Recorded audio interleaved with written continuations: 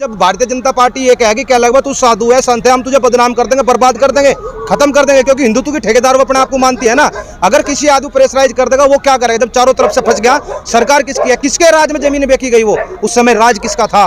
राज योगी सरकार। आदमी को अपनी सत्ता का खतरा होता है तो भिन भिनाने लगता है। उसी प्रकार से योगी जी आज भिन भिना रहे हैं। आज उन्हें खतरा है अपनी कुर्सी जाने का, क्योंकि आज किसान ने उनके पैरों में वो रस्सियां बांधी, वो गोला लाठी दे दी कि भाजपा के मुंह में चकचुंदर है, खावे तो मरे और काटे तो मरे। बालन साहब, एक तरफ बार बार सरकार कहती है कि किसानों से हमें कोई फर्क नहीं पड़ेगा, वहीं दूसरी तरफ कहीं ना कहीं ये किसानों का डर है कि किसान के सरकार न पलट दें।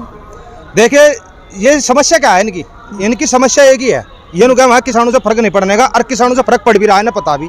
बंगाल में उन्होंने देख लिया, हर जगह इन्हें रिजल्ट मिलने लग रहे साथ साथ। लेकिन समस्या सबसे बड़ी क्या है? समस्या ये है कि इन्हें ये सोच रहे कि हम लोग इस आंदोलन को कुचल देंगे।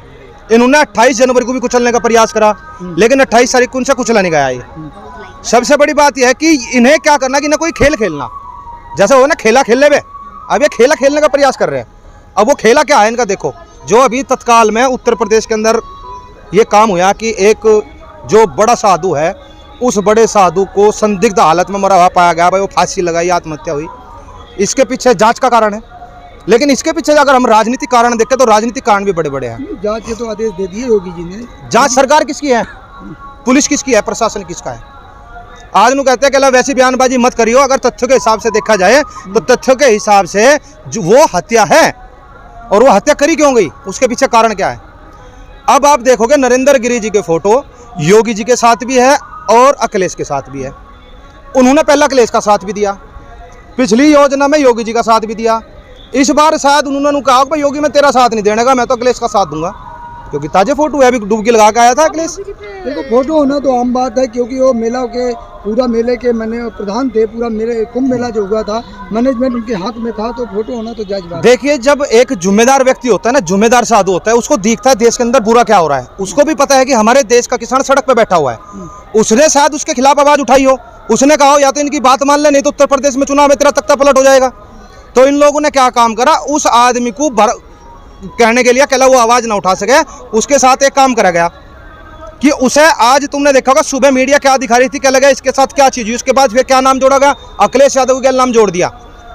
उसके बाद तुमने देखा होगा फिर उसके बाद बताया गया अवैध संपत्ति पर जो संपत्ति थी वो किसी और को बेच दी गई, और उसके बाद दिखाया गया क्या लगा उनके शिष्यों का हाथ है। यानी कि पूरी मीडिया का ध्यान उठ करके एक जगह ले आए। वो सुसाइड नोट भी तो मिला है। सुसाइड नोट मिला है। एक बात बताइए, जब आदमी परेशान होगा, जब प्रेशराइज होगा, जब भारतीय जनता पार्टी ये कहेगी क्या लगभग तू साधु है, संत है, हम तुझे बदनाम कर देंगे, बर्बाद कर देंगे, खत्म कर देंगे, क्योंकि हिंदुत्व की ठेकेदार वो अपने आप को मानती है ना। अगर किसी आदमी प्रेशराइज कर देगा वो क्या करेगा? जब चारों तरफ से फंस गया, सरकार किसकी है, किसके राज में जमीन बेची गई? वो उस समय राज किसका था? राज योगी सरकार। योगी की सरकार में उत्तर प्रदेश के अंदर ये काम हुआ है। और एक देश का जिम्मेदार ब्राह्मण, एक जिम्मेदार पंडित, एक जिम्मेदार ये समझो कि हिंदुत्व का निर्वहन करने वाला आदमी आज आत्महत्या करता है, तो मेरे देश का दुर्भाग्य है। और इसके पीछे बहुत बड़ा सवाल उठता है इस सरकार के ऊपर, क्योंकि ये सरकार का बहुत बड़ा षड्यंत्र है। अब क्या हुआ कि पूरी जितनी मीडिया थी, गोदी मीडिया, उस सुबह से उसके सिवा कोई और खबर नहीं दिखा रही। कल 9,000 करोड़ रुपए की हीरोइन पकड़ी गई, उसके बारे में किसी को नहीं दिखाया गया।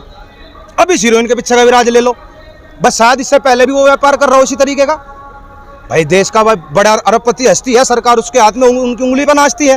वो तो पूरी हमारे कृषि प्रशासन पे भी कब्जा करना चाह रहा था, लेकिन उसके पीछे शायद उसने कह दिया, मोदी जी आपकी फैन फॉलोइंग खत्म हो रही, किसानों ने तुम्हें खत्म कर दिया, मैं तुम्हें पैसा नहीं देता उत्तर प्रदेश चुनाव में, क्योंकि जो इनके पास पैसा था, जो सरकार, जो जनता ने फंड दे रखा था, वो तो इन्होंने होर्डिंग में लगा दिया। जो हमारा पैसा था, हमारे टैक्स के पैसे से सारी होर्डिंग लगवा दिया, अपना प्रचार प्रसार कर लिया। तो अब उन्हें पैसे की आवश्यकता थी, उसने मना कर दिया। कहला तू मना कर रहा तो ये ले, उसके साथ भी होगा कांड, साथ के साथ ही। जब कांड होगा तो क्या करेगा ये आदमी? क्या करते? प्रेशराइज। अब ये देखिए कि सोनू सूद ने, सब जानते हैं कि जब लॉकडाउन में, जब मोदी जी भी घर से बाहर नहीं निकल रहे थे, देश का कोई व्यक्ति बाहर नहीं निकलता, वो व्यक्ति बाहर खड़ा होकर के देश के जो बेसहारा लोग थे, जो परेशान थे, उन लोगों की मदद कर रहा था। लेकिन समस्या क्या आ गई? समस्या यह आ गई कि सोनू सूद का फोटो एक जहाज पे लग गया और झोला छाप का फोटो झोला छाप पे लग गया, क्योंकि मोदी जी झोला छाप पे, मोदी ने खुद कहा है हमारा क्या, हम तो झोला है, हमारा तो थैला लेकर निकल लेंगे।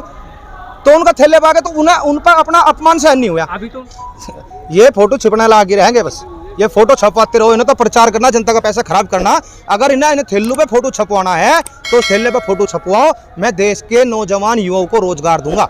मैं कृषि के जो एक काले कानून किसानों पे थोपे हैं इनको वापसी करूंगा। अगर छपवाना तो ये छपवाओ ना, प्रचार इस चीज का करो भाई, मैं वापसी ले रहा हूँ, बिल करो। अरे देश का ऐसा पहला प्रधानमंत्री है जिसका जन्मदिन बेरोजगार दिवस के रूप में मनाया जाता हो, और आज ये आरएसएस या भाजपा या दुष्प्रचार करने में लगी हुई है। इसने कह दिया क्या लगा, ब्राह्मणों का कत्ल करा टीपू सुल्तान ने। अब जब टीपू सुल्तान ने इन्हें मारे, 800 लोग थे ब्राह्मण, उनका कत्लेआम करा गया, उसके पीछे का कारण भी तो बता दो। क्योंकि ये SC ST के जो शेड्यूल कास्ट आदमी है उसके दुश्मन है ये लोग। आरएसएस कभी इनको हिंदू नहीं मानता, वोट के टाइम तो ये हिंदू हो जाते हैं, लेकिन जब समय आता है इनसे बात करने का, मंदिर जाने का, तो ये शूद्र हो जाते हैं। तो जब शूद्र नारी का वहाँ पे स्तन दिखाया जाता था तो उसके ऊपर उन्होंने एक चीज़ कही थी कि स्तन ढक सकते हैं, तो ब्राह्मणों ने उसका विरोध करा था। उस विरोध के ऊपर वे 800 ब्राह्मण मारे गए थे।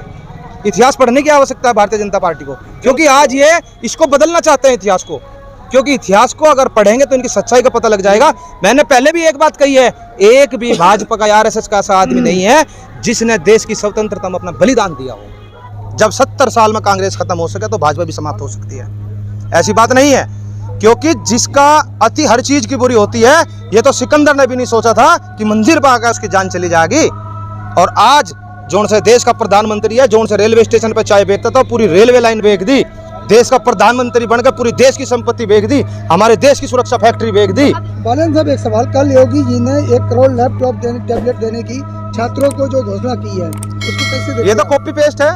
4 साल से कहाँ चले गए थे, 4 साल से क्यों नहीं दिया? ये तो कॉपी पेस्ट है। भाई अखिलेश ने दिया था, अखिलेश ने आज अपनी अच्छाइयाँ दिखाने का प्रयास कर रहा है। अखिलेश यादव ने अपनी अच्छाइयाँ दिखाई।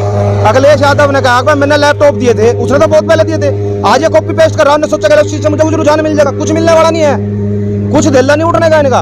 ये सिर्फ बकवाद कर सकते हैं, वो बकवाद ये कर रहे हैं। आज जनता भ्रमित नहीं होगी। योगी जी ने नाम बदल कर कहाँ रख लिया, योगी तो योगी है ना। अरे योगी का काम मठ चलाने का है, योगी का काम देश चलाने का नहीं है। साधु संतों का काम है पूजा पाठ करना, और इनका काम इन्हें पूजा पाठ के अपने स्थान पर जाना चाहिए। यार नू नहीं जाने के तो जनता धकेल देगी। यार एक बात, जिस व्यक्ति ने मोह माया को त्याग दिया हो, उस आदमी का मतलब क्या है सत्ता पाने का? साधु बनने का मतलब क्या है? साधु बनने का, मैडम साधु बनने के लिए एक चीज है, साधु कौन होता है, संत कौन होता है? त्याग करने वाला, जिसने अपना सब कुछ त्याग दिया हो वो साधु संत है। अब उसे मोह माया या गद्दी का क्या लालच है? क्या इस देश के अंदर हमारे जैसे नौजवान युवा नहीं है? क्या इस देश के अंदर और ऐसे व्यक्ति नहीं है जो देश की सत्ता को चला सके? भाई साधु का काम तो पहाड़ में जाकर पूजा करने का, मठ में बैठ कर पूजा करने का है। तो इसलिए विश्वास है, सच बोलेगा, भ्रष्टाचार नहीं करेंगे। तो ये तो दन्नू के दन्नू साधु, एक दाढ़ी बढ़ा के झूठ बोल रहा है, एक बिना दाढ़ी के झूठ बोल रहा है। ये तो भाई झूठ ही तो बोल रहे हैं। अब ये तो साधु के नाम पे कलंक हो गए ना, साधु के नाम पे कलंक हो गया ना। साधु बनकर आदमी झूठ नहीं बोल सकता, इनसे ज्यादा झूठ कोई बोलता नहीं। कल तो साक्षी महाराज जी ने भी तो कहा कि महंगाई कहाँ है। वही साक्षी महाराज है ना, वही साक्षी महाराज है ना जिसका भाई जेल में पड़ा बलात्कार के ऊपर। इसी साक्षी महाराज पे भी मुकदमे हैं, सोचने का विषय है। और ये भाजपा का सांसद है। देखिए पूरे भारत में संयुक्त किसान मोर्चा ने ऐलान कर दिया था कि 27 तारीख को हम भारत बंद रखेंगे और रहेगा, और हर आदमी पूरा भारतवासी हमें समर्थन करेगा, हमारा साथ देगा, और इस हमारे जो आंदोलन है इस आंदोलन को मजबूत करेगा। और सभी से गुजारिश है कि जो उपद्रवी दंगे वाले आदमी आएंगे, जो क्योंकि भाजपा वाले आने का प्रयास करेंगे कि इसको खत्म करें, उनकी गला लजने की आवश्यकता नहीं है। जो उन्हें करना उन्हें करने दें, उनके साथ राड मारने की आवश्यकता नहीं है। हम जितने हैं देश में 60% 65% जितने हम अलग है ना, हम इस काम को कर लेंगे आराम से। 65 भारतीय जनता पार्टी का कितना वोट बैंक है? 33%। बाकी के 67% कहाँ है? अरे जब देश तोड़ने वाले एक साथ हो सके तो देश जोड़ने वाले एक साथ क्यों नहीं हो सकते? ये सारे के सारे 67% एक साथ है। अब की बार बता देंगे सरकार को।